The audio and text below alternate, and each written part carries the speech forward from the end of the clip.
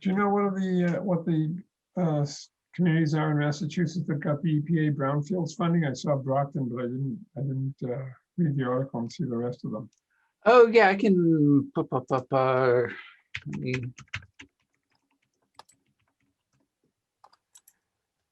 Yeah, they had announced that. Let's see. Where are they? There were 5 apparently.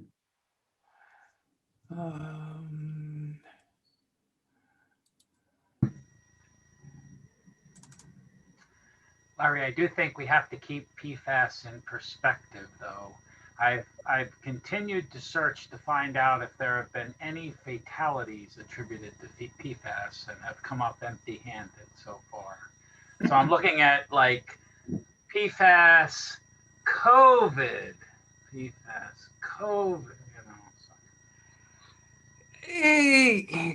Yeah, well, there was that one time that the 55-gallon container of AFFF fell on somebody.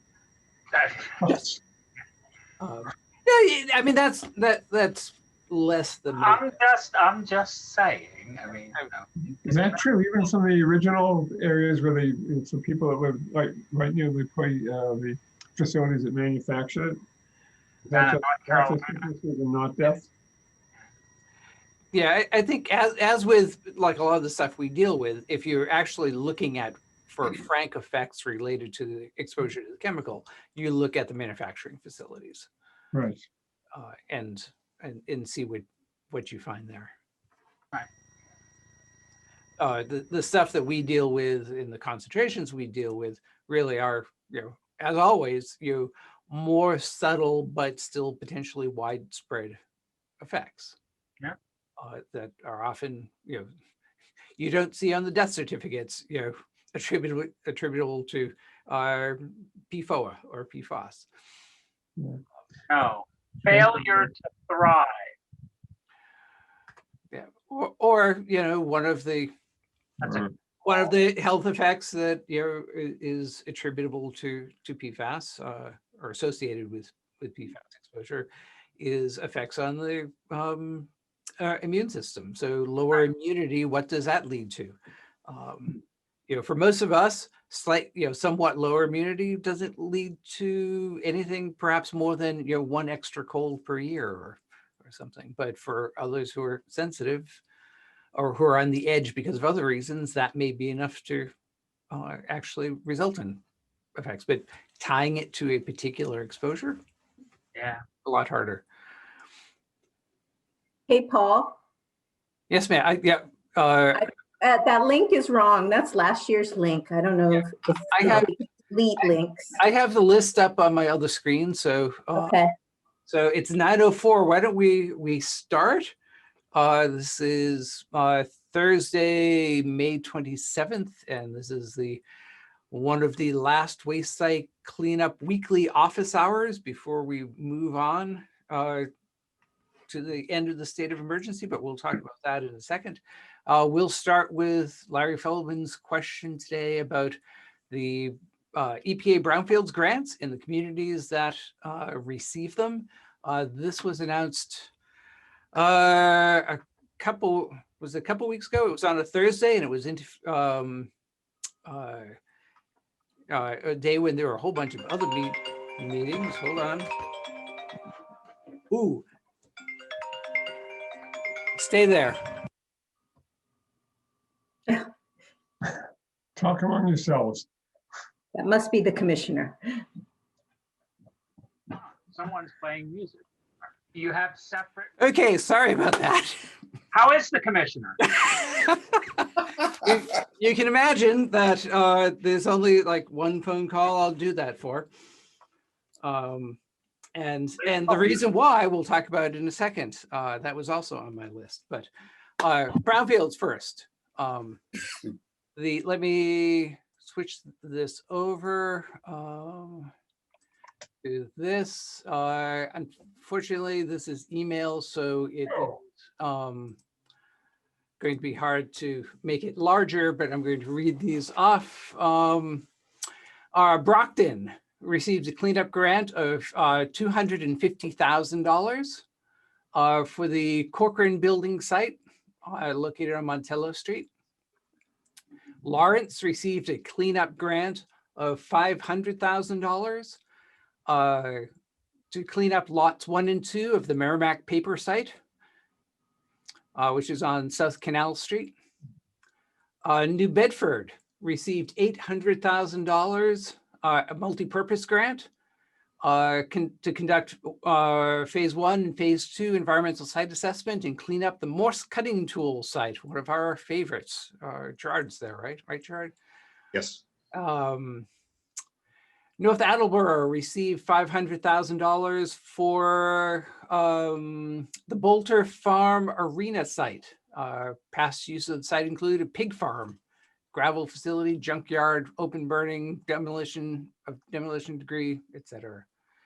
Seekonk received $500,000 for the former Attleboro Dye Works site on Maple Avenue.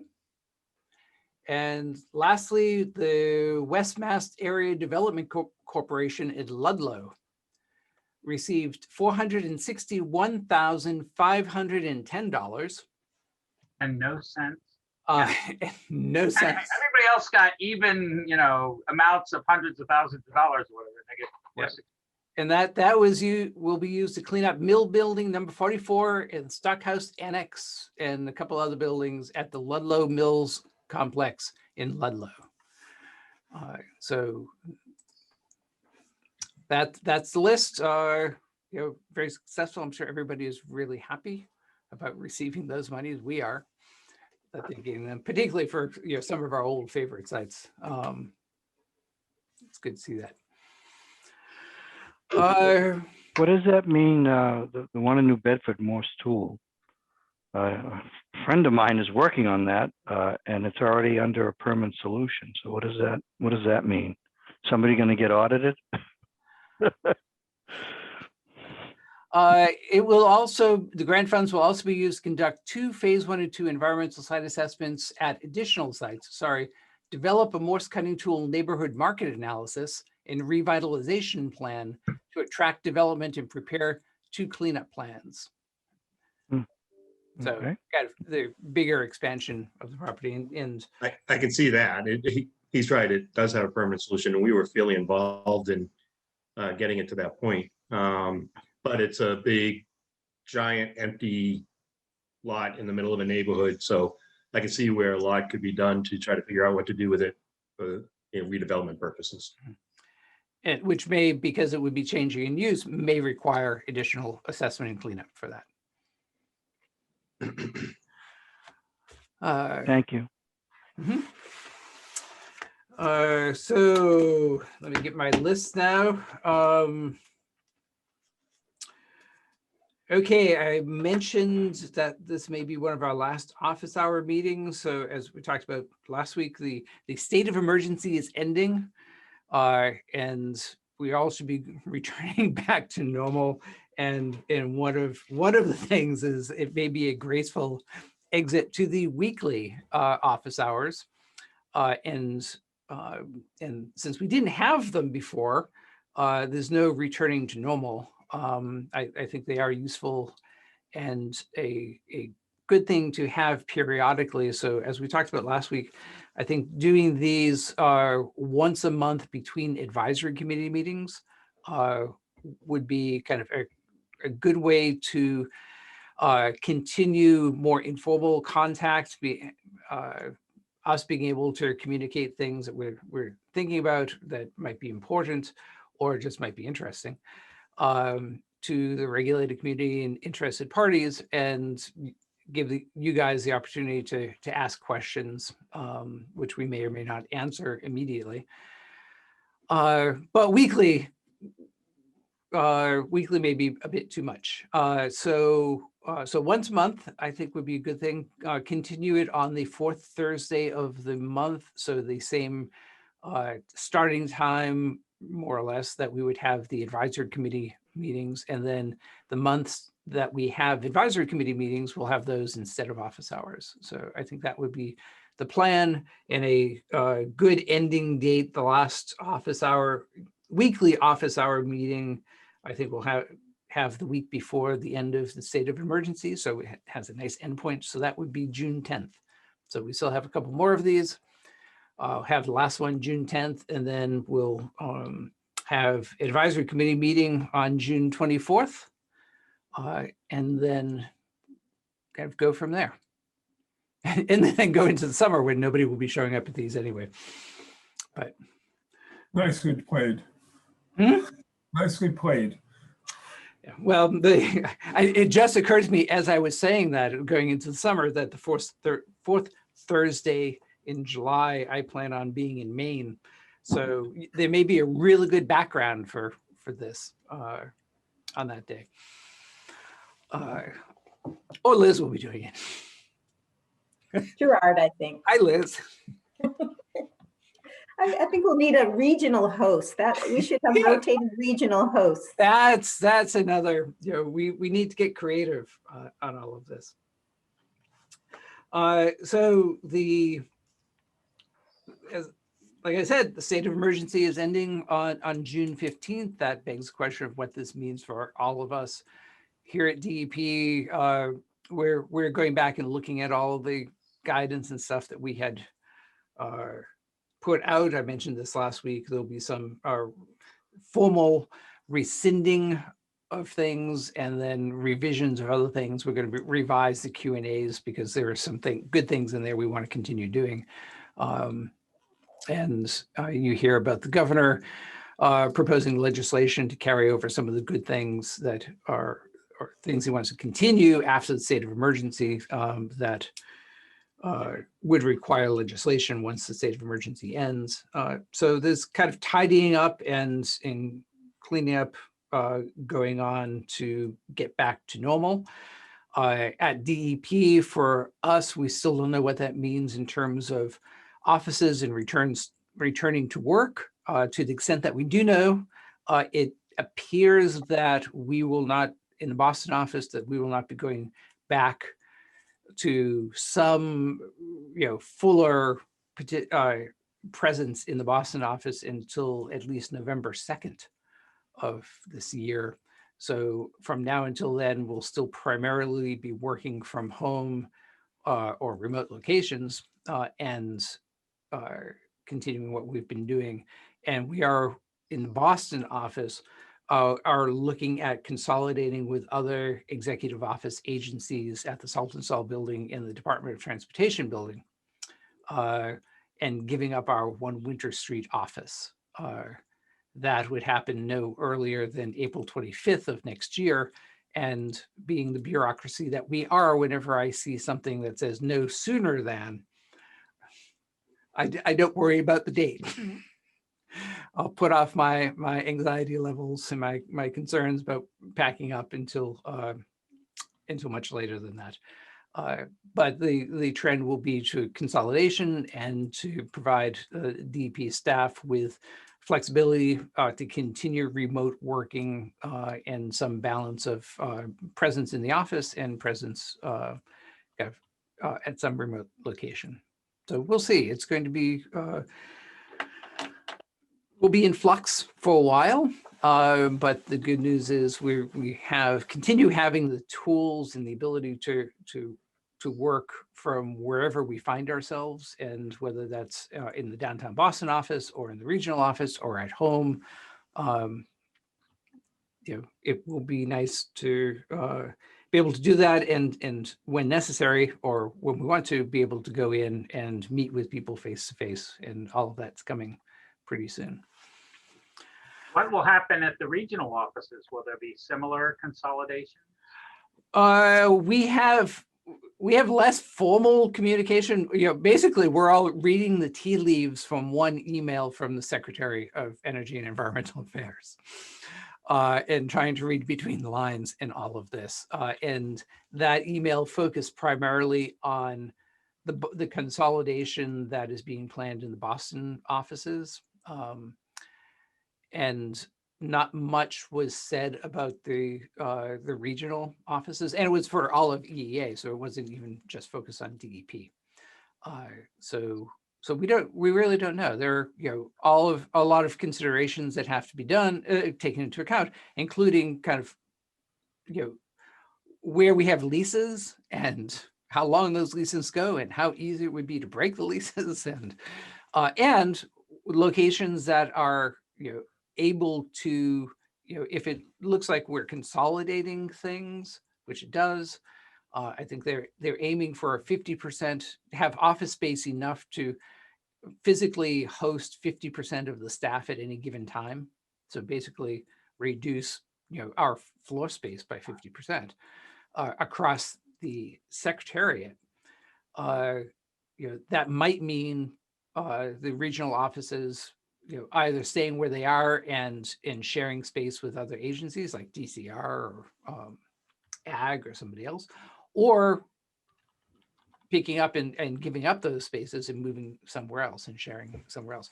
We don't know, and it's all speculation. And I'm probably making like our regional staff on the call nervous by even mentioning it, because really I want to stress to Rachel and to Gerard and others that I have no more idea than you do. So I'm not, don't take this as saying, oh, the assistant commissioner said we're doing this or that. No.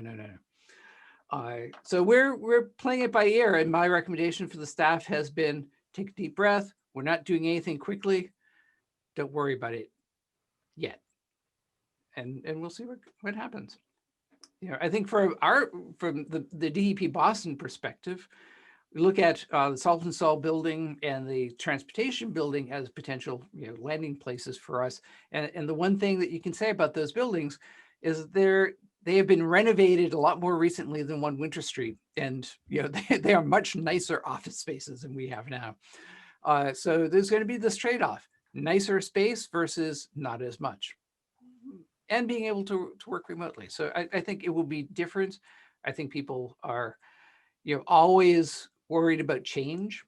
And I hope we can manage that effectively, because I think overall this is going to be a big plus for how well we work.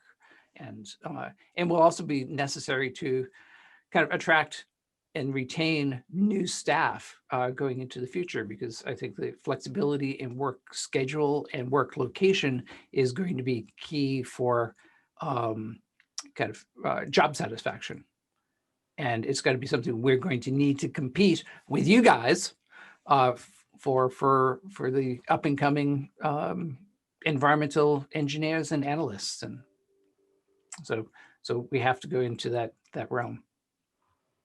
So we'll see. It's going to be an interesting year or so coming up. It's interesting to hear that 50% is the sort of target goal.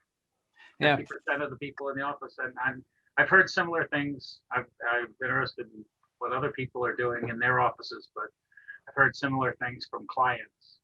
Yeah, and some of us, obviously some people have to be in the office here, the physical presence.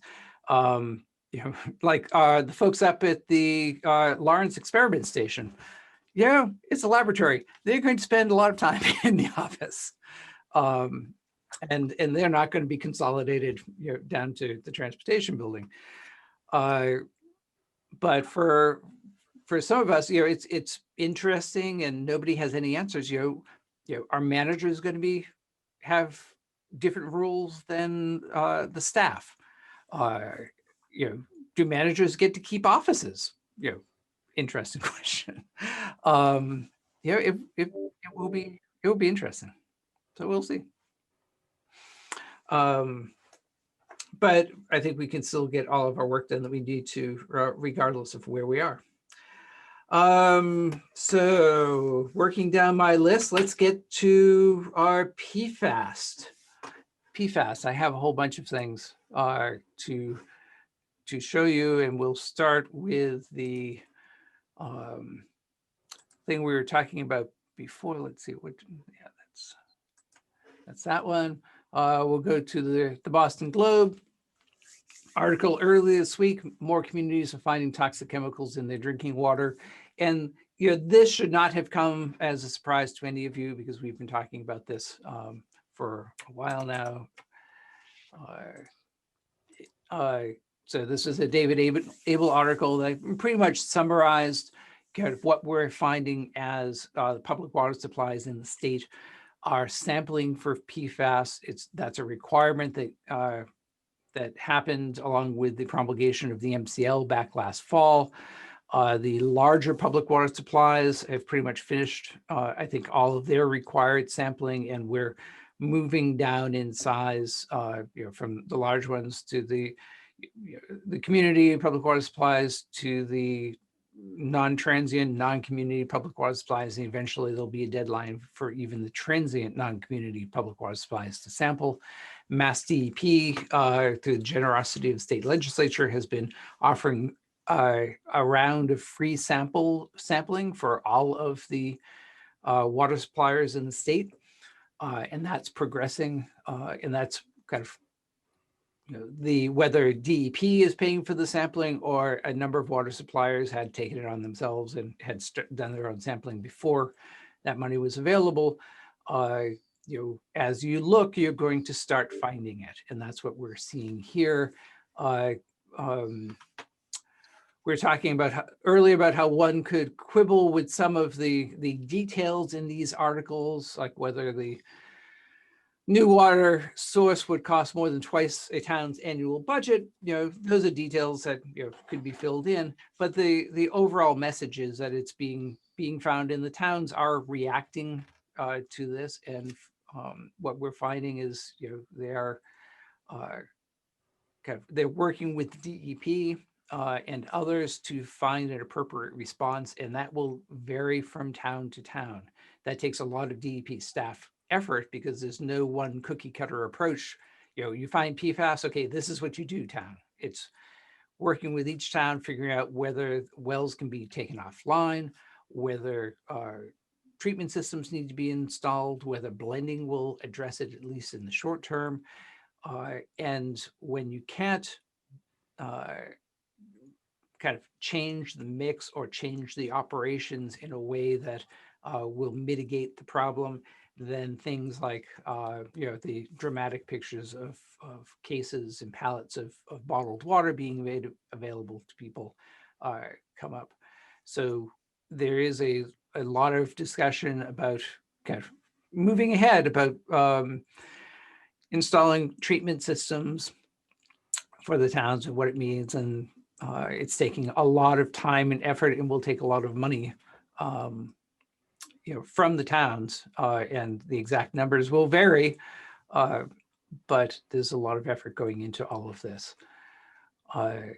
So as part of that article, or link to that article, the Globe did make available a database that they created based on data that we provided them, where you can look and see and check whether your town has sampled or not, and whether the values exceed the PFAS drinking water standard or not, and the population served. So you could go through that. MWRA is listed separately. I looked for my town and it's not there because it's MWRA. And by the way, MWRA had non-detects. So there's that.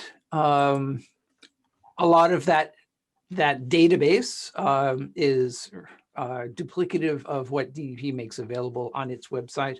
Although we focus on the, if we go down to, where is it? PFAS detected in drinking water supplies in Massachusetts. There's this great storyboard here that you can scroll through, and the public water supply detections.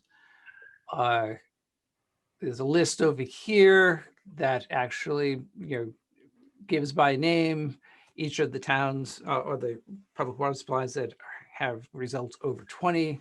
The map shows them as well, and you can click on any particular one of them, and let's click on Bellingham Water Department, and it will bring up more detail about that. So that's available. Or what we don't list here, and what that Globe article is certainly useful for, is a quick way of seeing whether your town tested and found and didn't find something above the standard, which is a way of being reassured about that. What you can do if you really want to get into the details is look at The EEA Data Portal, and if you just Google EEA Data Portal, you'll get here. And this, as you probably know, makes available a whole bunch of DEP and other data systems under the EEA umbrella. And one of those includes drinking water.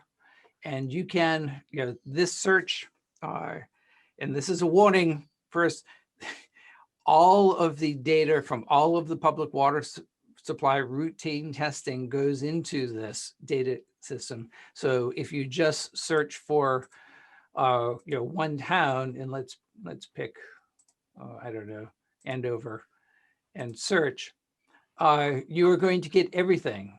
So that one, just searching for Andover came up with 2,673 items, and it's, the different contaminant groups, different chemical names, different individual public water supplies within the town.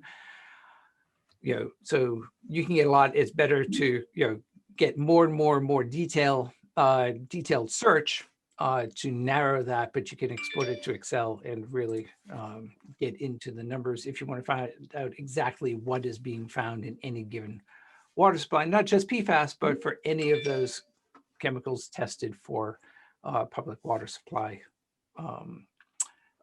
standards, against the standards. Also related to the David Abel article in the Globe, and this is what the phone call was about a little bit earlier when I had to leave you. Today at noon, there is a webinar hosted by the Boston Globe and featuring David Abel on toxic chemicals known as PFAS. And I'm going to try to go here. If you click on the link there, here, let me put this in the chat. This is the registration link. If you wanted to, where is the chat? There's the chat. Where'd it go? Chat. I'm not seeing the chat. Oh, well. If you Google Boston Globe David Abel, what you need to know about forever chemicals, I'll try to put this in the chat. This event features, among others, Commissioner Martin Suberg. So that's at noon. There'll be this panel discussion about PFAS, what they mean, why we should be concerned, what DEP is doing. Also really cool, Elsie Sunderland, formerly of the EPA and now at Harvard, and Mario from Clean Water Action will be there as well. So it's a kind of, will be an interesting panel discussion, and I would highly encourage people to tune in if you're going to be free from 12 to 1 today. And then the other thing I want to bring up about PFAS, and this is kind of outside of us, but there's always intersections. Sierra Club came out with a report on biosolids and sludge in the gardens, and the presence of PFAS in biosolids, which is something that we've been working on as a department. There's a link to the report and gets into a bit of detail about what's found in what material, including things that are sold at Home Depot and Lowe's for the home gardener. So all of that's kind of interesting and upcoming. And the thing I have not shared yet. Are you seeing the pie chart now? No. No? Okay, let me stop sharing and then share again. Oh, while I'm here, let me put that link in the chat. There you go. And then screen again, and that will go to the usual update. There has not been a lot of changes in these numbers since last week, but just for completeness, I wanted to show you that we're still running about 90% less than 10 parts per trillion, a handful in the 10 to 20 range, and a handful in the 20 to 90 Still no private well sample coming up above 90 parts per trillion. We've got some that are close, and some transient or non-transient, non-community, some small public water supply wells that are up around in that area as well. So there are some things that we're focusing our attention on coming out of all of this sampling. Again, consistent with what you're seeing in the David Abel article and others, there are public and private water supplies finding PFAS and other public water supply, kind of, again, consistent with what you're seeing in that article. We're running about 8% of the public water supplies are coming up above 20 parts per trillion. Which, if that last slide for the private wells that I showed you was 6% for the private wells, 8% for the public water supply wells. So, I'm not sure if this is real, but they seem to be roughly at the same rate of levels of concern, whether it's public or private wells. So we'll stop that sharing. And the last thing that I would mention is that Monday is a holiday. Don't forget to take it off. Especially the DEP staff. Don't forget that it's a holiday. And with that, open it up questions or discussion or anything you guys want to talk about.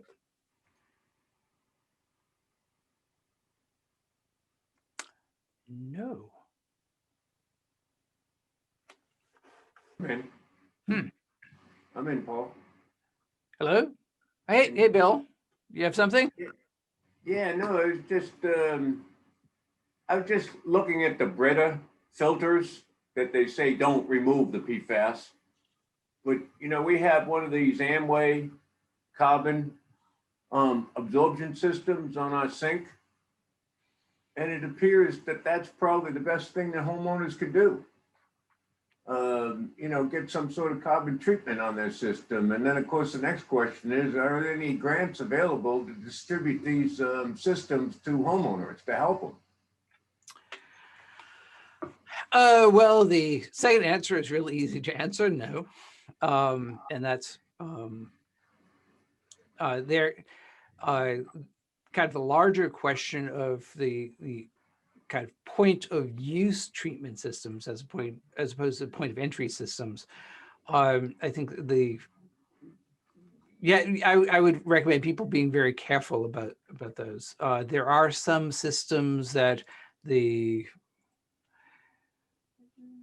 what is it? The NSF, National Standards Foundation. National Sanitation Foundation. They do certify some filters, including point of use filters, and we have a list on the DEP PFAS page, or a link to their page, but they only certify down to 70 parts per trillion, so we can't really say much for effectiveness below that.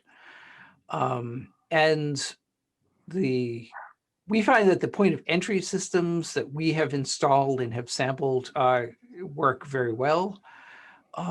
We have done a lot of monitoring of the raw water, the water between the canisters, and then the finished water.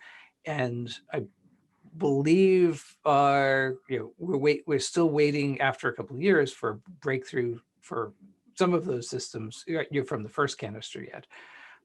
We are treating very low levels.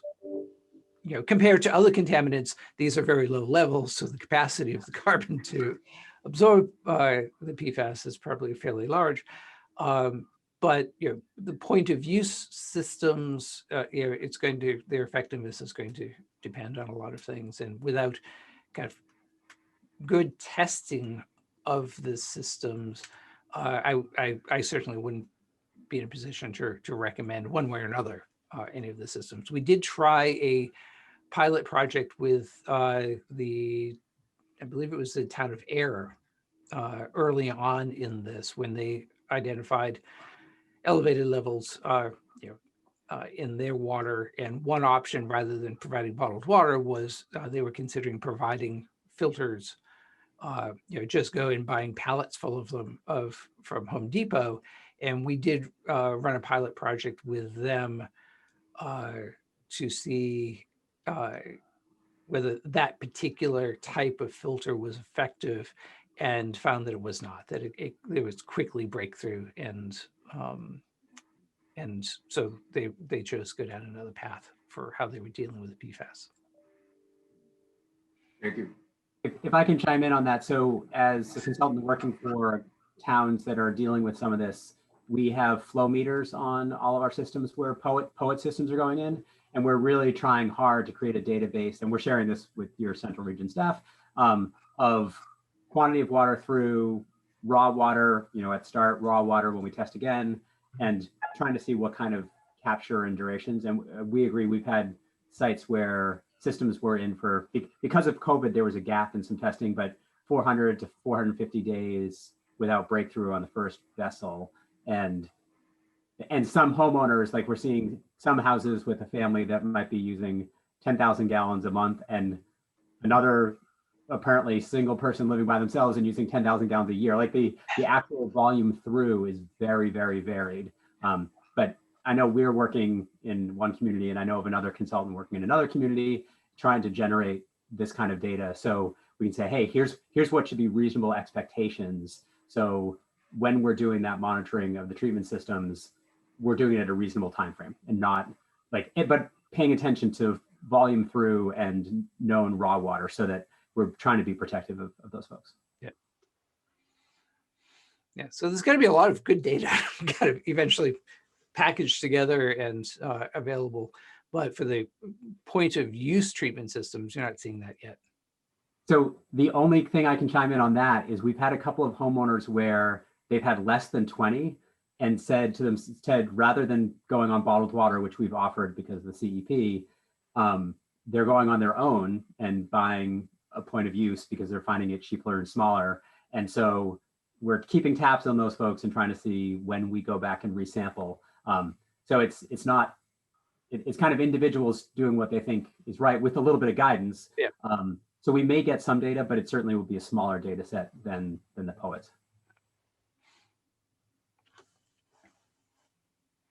Okay. Anything else? Any observations, questions? Plans for Memorial Day weekend? Trying to stay dry on Memorial Day weekend. Oh, but wasn't that rain last night great? Yeah.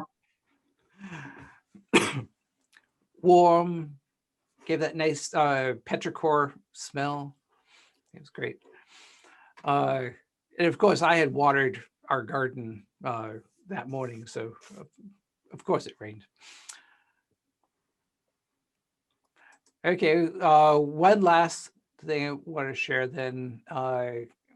We saw wood ducks on Sunday at Horn Pond in Woburn, and this is one of my favorite photographs so far of these things. A wood duck with attitude, I think. That is outstanding, Paul. Thank you. Okay, well, if there's... You're really working that telephoto lens, Paul. Well, you know, you You're spend getting that much amazing money for close-ups. it. You really have to use it to justify it. The detail on the water looked great too. That's a great shot. And I suffered through a number of mosquito bites to sit there quietly waiting for that duck to come close. So. Zika, Tripoli. Yeah. As somebody said earlier, I think it was Larry, and he's gone. We're all gonna die, one way or another. It was interesting to read the article. So apparently, part of our global warming climates is the range for dengue and all those nifty mosquito-borne diseases, malaria, are moving northward. So, not to Massachusetts yet. But that's I'm lobbying for retirement up to Maine. Move north rather than south. Well, you think about all the people who like, you know, go to Florida for retirement, and we won't have to because it's coming to us. Yeah. I've never gotten bitten by a mosquito on the beach, not on the ocean. That's the answer. Crowd even closer to the ocean, because that whole, you know, sea level rise and global warming, that's not going to have an effect on the beaches. Yeah, you only have to deal with greenheads, right, Michelle? Oh.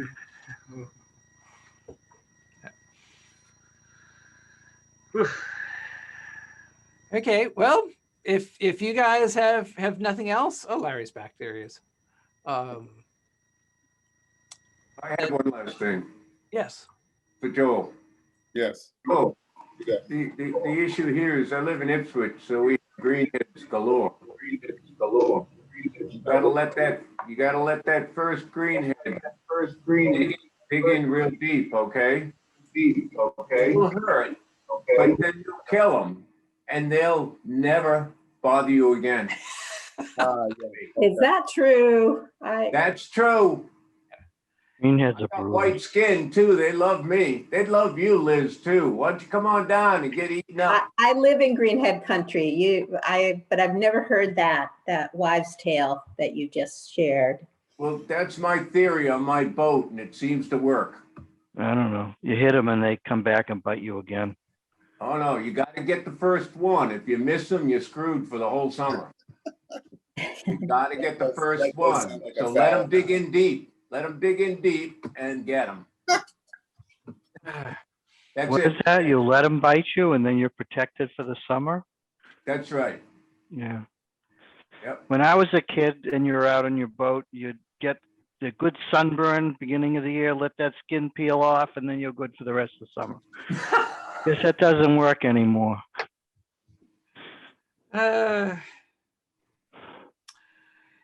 It makes me really happy to be a city boy. Okay, so we'll do this again next week, and for a week after that as well. So have a good weekend. Don't work You on Monday. too. Have a good holiday. Happy Memorial Day. Holiday. Bye-bye. Happy holiday, everyone. Bye-bye. Happy holiday.